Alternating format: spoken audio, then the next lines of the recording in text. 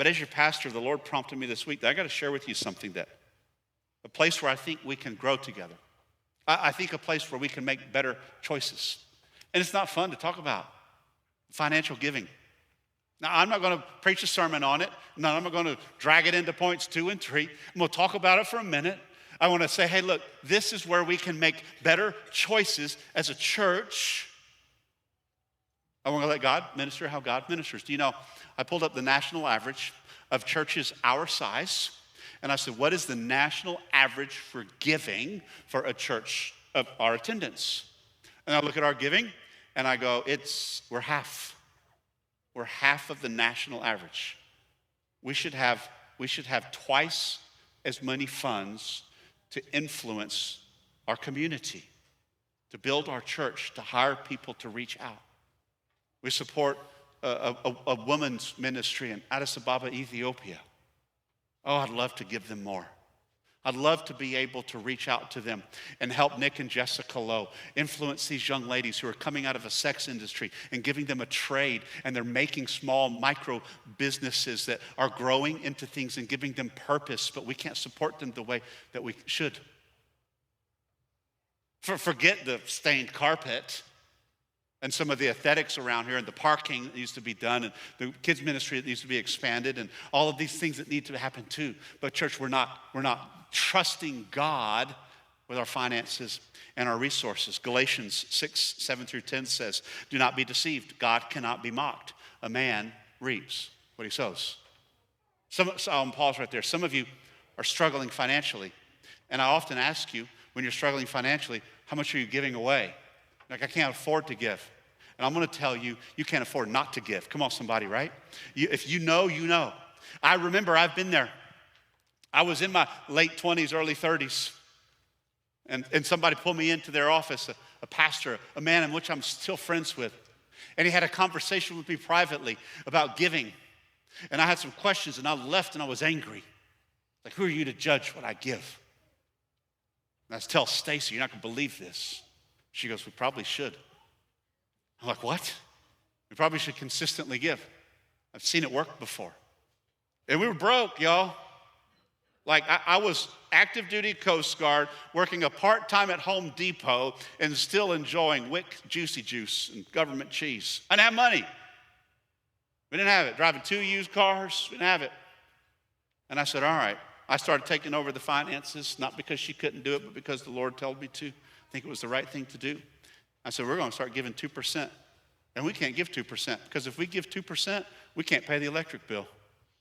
And I told that to this pastor, and he says, I'll tell you what, if you give that 2% and you can't pay your bills this month, come see me. Never had to see him. And then later I went back and I said, okay, Stacy, I think we're ready to go 4%. I want to trust God in 4%. And she goes, why are you baby stepping this? I'm like, what are you talking about? She goes, I think you need to trust God, and I think we need to give 10%. After she picked me up off the floor, I was like, are you kidding me? It's like a car payment. We don't have that. We don't have it. Look at this spreadsheet on this old monitor that was this deep, with a green screen. I said, look at this spreadsheet. It doesn't work. The math doesn't math. And she goes, you don't know about faith, do you? I said, apparently not. And she taught me about faith. We trusted him. And it started to write our story. And watch my kids sowing and giving. I watch them. And I see what has happening. And we give. It's more blessed to give than to receive.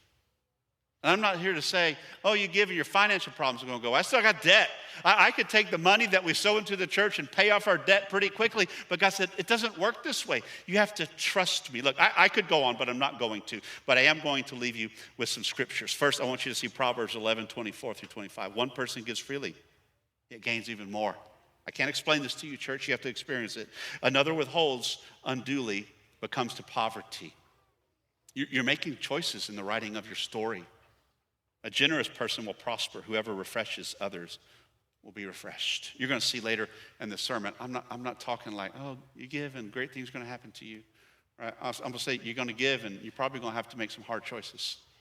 It's probably going to be a great challenge. I could go on, but here, let me give you three. Proverbs 3, 9 through 10. Honor the Lord with your wealth, with the first fruits of all your crops. Then your barns will be filled to overflowing, and your vats will brim over with new wine. This is the word of the Lord. Luke says, give, and it will be given to you. Good measure, pressed down, shaken together, running over, will be poured into your lap. I like that. Sounds good to me.